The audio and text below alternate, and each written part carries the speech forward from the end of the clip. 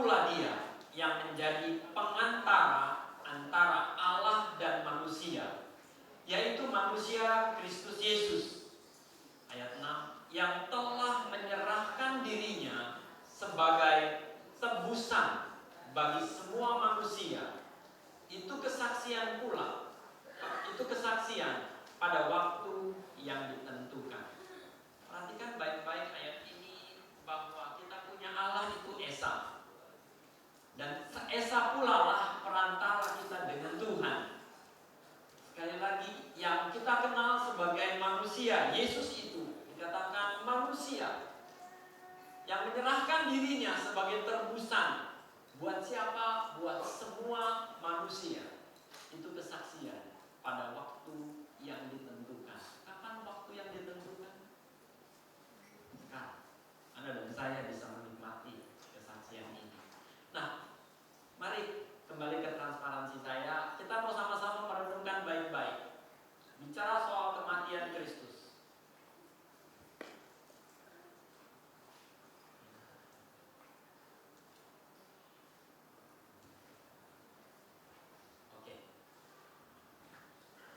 Kita bicara soal Jumat Agung.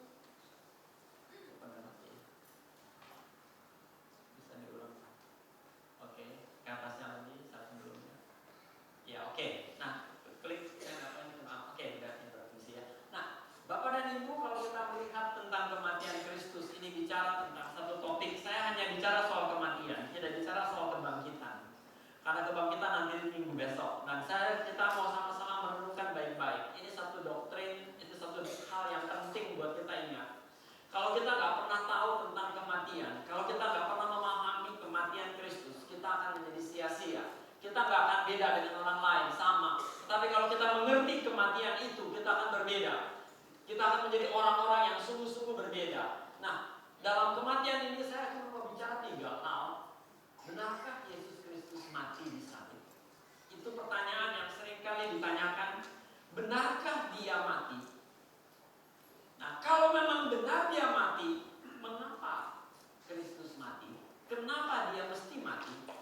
Dan yang ketiga, ada keajaiban apa ketika Yesus disalib? Ini yang perlu kita renungkan baik-baik. Yang pertama kita lihat, benarkah Yesus Kristus itu mati di salib? Banyak hal yang kita ketahui dan banyak hal yang kita mengerti, orang tidak pernah bisa menjawab. Benarkah Yesus mati? Kita cuma tahu, iya betul Yesus mati. Kata siapa? Kata Bapak Pendeta. Betulkah Yesus mati? Iya, kata cerita-cerita banyak orang. Betulkah Yesus mati? Iya, kata Alkitab dan sebagainya. Saya mau bilang sekali lagi, kita nggak akan pernah bisa menyadari. Kalau kita betul-betul mengerti, benarkah Yesus Kristus mati di salib? Pertanyaan ini kita mesti jawab. Yang kedua, mengapa Dia harus mati? Kenapa Yesus mesti mati? Dan yang ketiga, ada keajaiban apa ketika Dia mati? Nah, ini yang saya mau ajak kita sama-sama. Yesus tidak mati, kata orang. Enggak, Yesus enggak mati. Banyak kali kita disangkal, orang menyangkal, tidak, Yesus tidak mati. Benarkah Yesus mati? Orang bilang tidak, Yesus tidak mati. Kenapa? Karena Yesus itu Allah.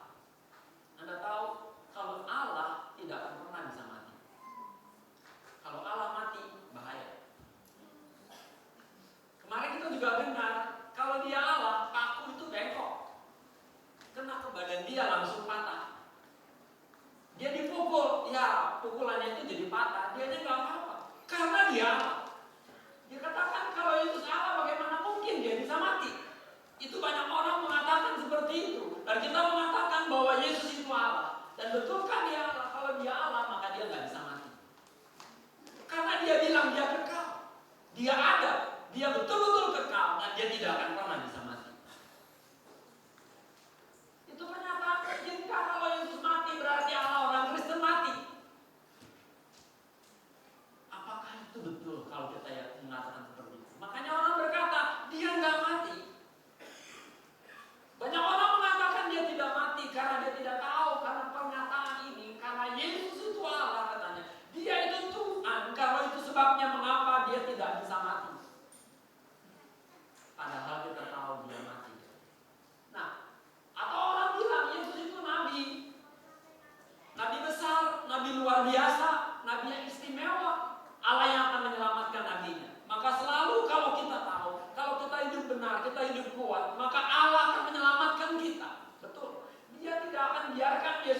mati di salib. Karena apa? Karena dia nabi besar. Kenapa? Karena dia nabi yang luar biasa. Kalau Yesus nabi, sekali lagi, maka Allah akan tolong dia. Allah akan selamatkan dia. Nggak mungkin Yesus mati, apalagi mati di salib. Sangat memalukan. Tidak ada nabi yang mati di salib. Itu sebabnya mengapa banyak doktrin mengatakan hal seperti ini. Kita nggak bisa jawab. Hari ini saya mau bikin kita mengerti dan memahami. Yesus itu mati. Apakah betul dia mati? Nggak bisa kalau dia Allah. Nggak mungkin kalau dia nabi besar. Tuhan akan tolong dia. Yang mati itu samarannya. Karena orang melihat fakta bahwa itu nyata. Dia ada, dia mati. Maka Allah bikin samarannya untuk menyelamatkan Yesus. Supaya Yesus itu diselamatkan. Dia nabi besar. Makanya dia diselamatkan. Dengan apa? Dia bikin samarannya.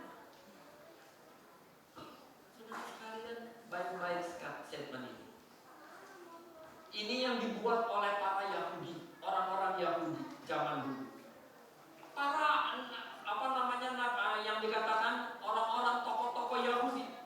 Supaya membuktikan bahwa Yesus itu tidak disalibkan, dikatakan dia nggak mati, karena itu sebabnya mengapa dia ada, dia bangkit, mau membuktikan kalau Yesus itu nggak mati, dia mau kejar-kejar.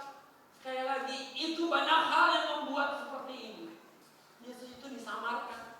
Saya cuma mau bilang, kalau betul Yesus disamarkan, siapa yang bisa menyamarkan dia? Siapa yang bisa menggantikan dia? Siapa yang bisa membuatkan orang apa yang bisa menggantikan Yesus?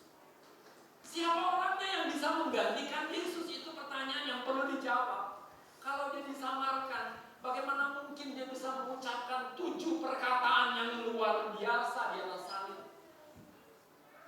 Bapak ampuni mereka karena mereka tidak tahu apa yang mereka buat. Satu statement yang luar biasa. Mungkinkah ibunya gak kenalin siapa Yesus? Kalau dia disamarkan, bagaimana mungkin dia bisa mengenali dan berkata kepada ibunya, mulai sekarang ibu, kamu punya anak yang namanya Yohanes. Bukan lagi dia, karena itu sebabnya Yohanes dia bilang, kamu punya ibu adalah Maria. Karena dia tahu dia sebagai anak satu-satunya. Gak ada saudaranya yang lain. Makanya dia minta tolong Yohanes untuk menjaga ibunya. Dan ibunya dialah tinggal sama Yohanes. Sebagai responsibility seorang anak kepada ibunya. Perhatikan baik-baik, gak ada orang yang bisa mengerti secara jelas konsep ini. Kalau dia disamarkan, mana mungkin dia bisa berkata seperti itu. Kalau dia disamarkan, bagaimana mungkin dia ketika disodorkan minuman supaya menghilangkan rasa sakitnya, dia tolak. Cukup hanya di bibirnya. Sekali lagi, kalau dia betul-betul dia orang disamarkan, bagaimana mungkin dia bisa berkata, Bapakku, Bapakku di surga sana, kenapa kau tinggalkan aku? Sekali lagi, tidak mungkin dia disamarkan. Dia pasti Yesus Kristus itu sendiri. Tapi pertanyaannya, sungguhkah dia mati? Itu adalah kita tahu, benarkah dia itu mati? Yesus itu adalah Allah, katanya. Kalau gitu bagaimana mungkin kita mati? Disinilah yang terjebaknya orang-orang anak-anak Tuhan. Kalau kita mengasumsikan dengan sama, saya mau katakan Yesus itu adalah manusia, sebagaimana yang tadi dikatakan ayat tadi. Dia sebagai manusia yang menggantikan kita. Tapi persoalannya kita belum tahu bagaimana seperti itu. Nah, mari kita cuma mau merenungkan, siapakah dia yang mati di salib ini? Itu yang perlu kita ketahui. Kalau jelas fakta, kalau dia tidak mati itu tidak mungkin. Fakta membuktikan bahwa dia mati. Fakta membuktikan Yesus Kristus itu ada. Dan dia pernah mati di kayu salib. Itu fakta. Itu sebabnya mengapa Yesus benar-benar mati. Yesus benar-benar mati di salib. Kalau gitu, Pak, kita mungkin berkata, kalau begitu dia Tuhan yang bagaimana? Mengapa dia bisa mati? Tuhan kok bisa mati? Allah kok bisa mati? Saya mau katakan sekali lagi, di sini titik krusial yang perlu kita jawab. Kita masuk ke bagian yang kedua. Kalau Yesus mati, kalau Yesus benar-benar mati di salib, ini adalah benar-benar mati. Ini fakta sejarah yang tidak bisa disangkal. Berarti dia bukan Allah. Maka orang bilang, kalau dia mati, berarti dia bukan Allah. Dikatakan gitu. Benarkah? Itu yang kita bisa jawab. Mari ini ayat yang penting yang kita bisa baca. Filipi pasal 2 ayat 6 sampai 11. Yang intinya begini. Yang walaupun dalam rupa Allah, sekali lagi, dalam rupa Allah, dia sebenarnya adalah Allah, dalam wujud Allah. Dia adalah eksis pada mula pertama. Dia bertemu dengan Adam. Dia ngomong sama Adam. Dia bicara dengan Adam. Dia bicara dengan Kain. Dia bicara dengan Habel. Dia bicara dengan Henok. Dia bicara dengan yang kita tahu pula, yang kita mengerti pula, yang keturunannya Nuh. Dia juga bicara dengan Abraham. Nuh adalah turunan ke-10 dari Adam. Dia bicara kepada semua keturunan ini. Bahkan sampai dari Adam sampai Abraham, 10 keturunan lagi, dia pun bicara kepada Abraham.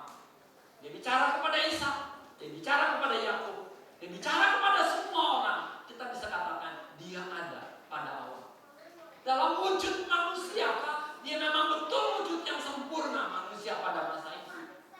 Makanya digambar kita ketika Tuhan menciptakan Adam, dia punya contoh, dia punya bentuk format gambarnya. Apa? Aslinya itulah Yesus.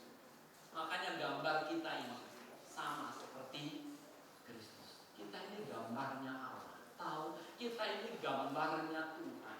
Jadi memang dia sudah Allah. Itu dikatakan walaupun dalam rupa Allah yang menganggap kesetaraannya dengan Allah, ia sebagai milik yang harus dipertahankan. Dia adalah Allah, tapi kemudian dia tidak mau menggunakan itu. Dia katakan di sini, melainkan telah mengosongkan dirinya sendiri. Jadi pribadinya